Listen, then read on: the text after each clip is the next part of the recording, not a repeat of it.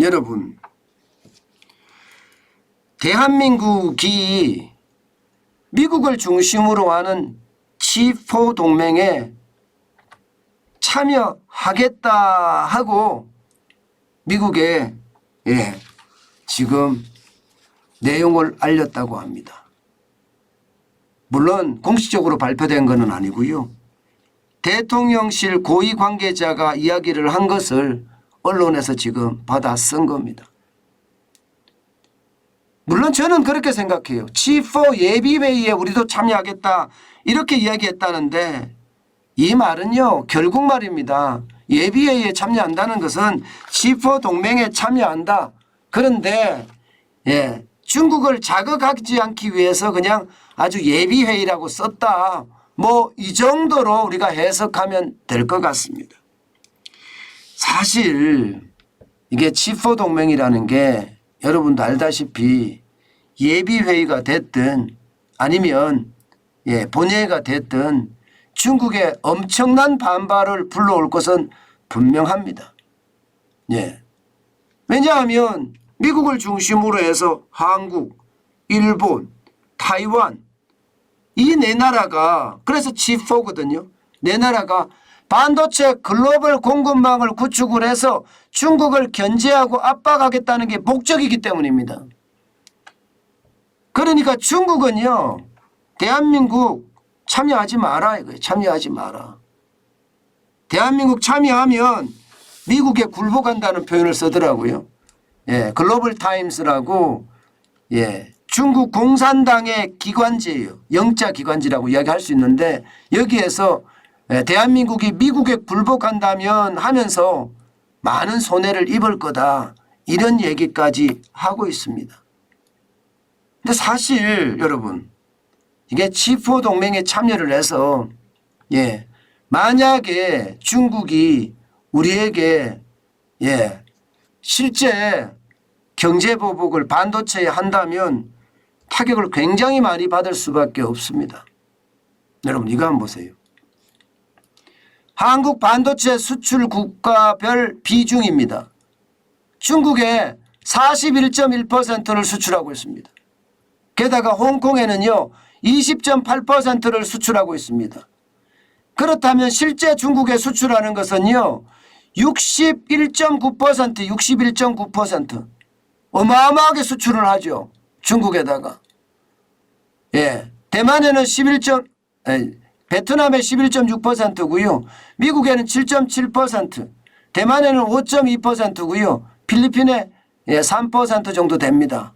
그리고 기타 여러 나라에 수출하는 게 10.6% 정도 되거든요. 그런데 중국이 우리가 G4 동맹에 참여한다고 경제 보복을 하게 되면 만약에 반도체에 보복을 하게 되면 여기에 대한 타격은 뭐 어쩔 수 없는 상황이 될 수밖에 없다. 이렇게 분명히 이야기할 수 있습니다. 게다가 말입니다. 우리는 중국에 반도체를 생산하는 공장이 많습니다. 적지 않아요. SK 하이닉스는요. 인텔에서 인수한 낸드 플래시 메모리 다롄의 공장이 있습니다. 그리고 D램 공장은 우시에 있고요. 삼성전자도 마찬가지입니다. 낸드 플래시 메모리 공장 시안에 있습니다. 그리고 테스트나 패키징 공장은 수저우에 있습니다. 수저우에. 여기에까지 타격을 입힐까요? 그러면 여러분 우리 반도체에는요 진짜 엄청난 치명타를 줄 가능성 굉장히 높습니다. 자, 그런데 중국이 경제 보복을 할 때 대한민국 반도체에 뭐 수입 규제를 제한할까요? 그렇게 한꺼번에 하지는 못할 겁니다. 중국도 반도체가 필요하거든요. 당장 말입니다. 양안 간에 대만과 중국 간의 긴장이 굉장히 고조되면서 중국이 경제 보복 카드를 꺼낸 걸 보면 뭐 천연모래 수출 안 한다 이거고요. 또 대만에 식품 수입 안 한다. 한 1,500개 정도 되는 100개 회사에 1,500개 정도 되는 품목을 수입 안 한다. 지금까지는 이 정도예요. 그러면서 이제 표기를 바꾸는 거, 쉽게 말하면 중국 진출 기업들에게 메이드 인 차이나가 아니라 차이니스 타이완으로 바꿔라. 차이니스 타이완으로 바꿔라. 뭐 이 정도가 지금 현재까지 모양새예요. 반도체에 대한 어떤 제재는 하지 않고 있다는 이야기죠. 제재는. 우리에게도 저는 마찬가지일 거라고 봅니다. 다른 분야의 경제 보복은 어쩔 수 없는 상황이 될 거예요. 지금 중국이 우리가 G4에 하게 되면, 동맹에 참여하게 되면 어떤 식으로든 보복을 할 거니까요. 이미 말입니다. 시장에서는요 이렇게 읽고 있습니다. 이 원산지 표기를 하는 것 자체가 이미 경제 보복이 시작됐다. 경제 보복이 그렇게 이해합니다. 메이드 인 타이완이 아니라 차이니스 타이완으로 바꾸라고 하니까, 차이니스 타이완은 중국의 일부가 타이완이라는 거예요. 메이드 인 차이나 타이완은 타이완에서 만들었던 독립국의 형태입니다. 하나의 중국이 아니라 독립된 대만이라는 그런 의미가 강하거든요. 근데 이것도 저는 보복이라고 이미 생각을 하고요. 왜냐하면 라벨 교체라는 게 말이 쉽지, 국제 간에 무역을 함에 있어서 라벨 교체는요 다양한 상황을 야기할 수 있습니다. 일단 뭐 배에 실은 것도 문제지만 새롭게 표기하는 것도 문제고요. 또 대만이 메이드 인 타이완이 아니라 차이니스 타이완을 했을 때 용인을 할 거냐에 대한 문제, 아마 그것도 문제가 될 거고요. 또 국제 표준의 심사를 인정받는 것, 이것도 문제가 될 겁니다. 메이드 인 타이완하고 차이니스 타이완은 분명히 다르거든요. 그럼 국제 인정을 받아야 되거든요. 거기에 대한 시간도 있고요. 또한 지금 중국은 대한민국 중소기업들에게 여러분도 아시는 것처럼 통관 보복을 하고 있습니다.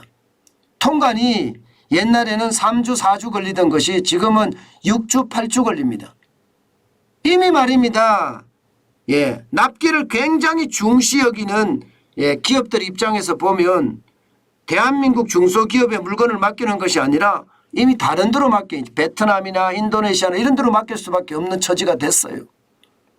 그만큼 말입니다. 경제 보복은 저는 이미 하고 있고 앞으로도 G4 동맹에 가입하게 되면 할 수밖에 없다, 이렇게 생각을 합니다.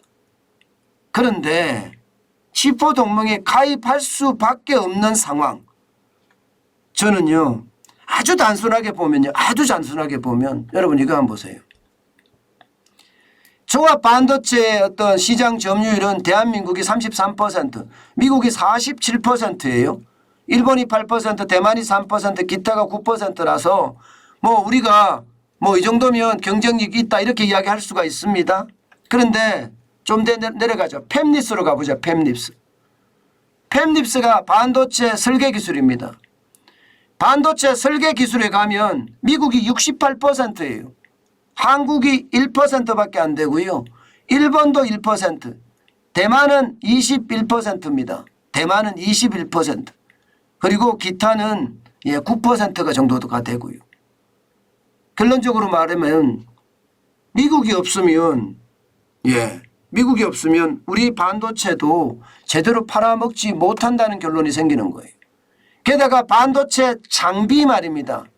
미국이 전체 시장 점유율이 적어도 45%에서 많게는 55%까지 올라갑니다. 그러면 미국하고 척을 졌을 때 반도체 설비를 공급해 주지 않는다고 이야기하면 이것은 여러분 결국 말입니다. 우리 반도체 생산을 못할 가능성도 있는 거죠. 그러니까 아주 단순하게 봐서 기술적인 면이나 그다음에 설비적인 측면이라 봤을 때 우리는 G4 동맹에 참여를 할 수밖에 없습니다.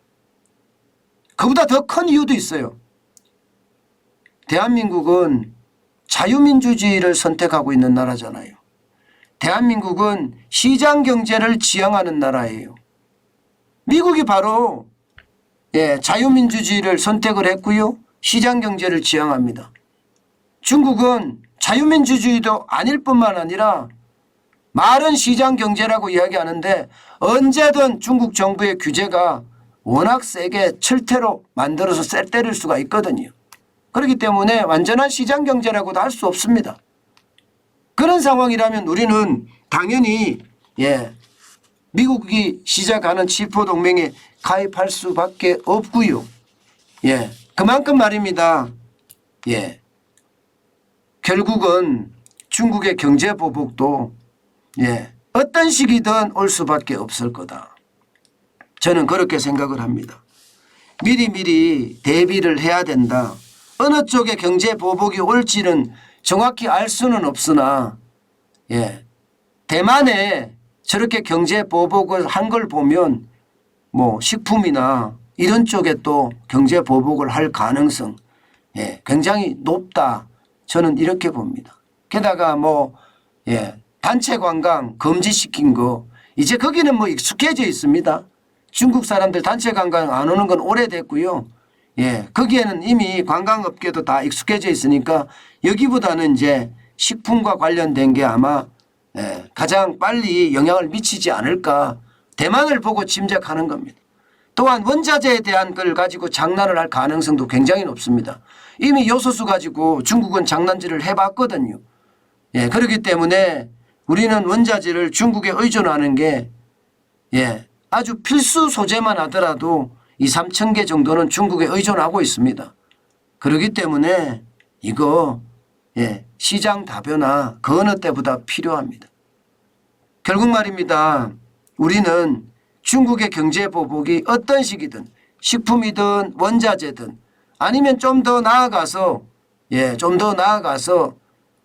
전자 부품까지도 올 수 있다는 생각을 가지고 차근차근 하나하나 대비해 가는 게 그 어느 때보다 중요합니다.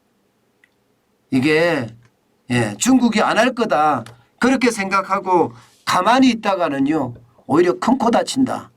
그 말씀 다시 한번 드립니다.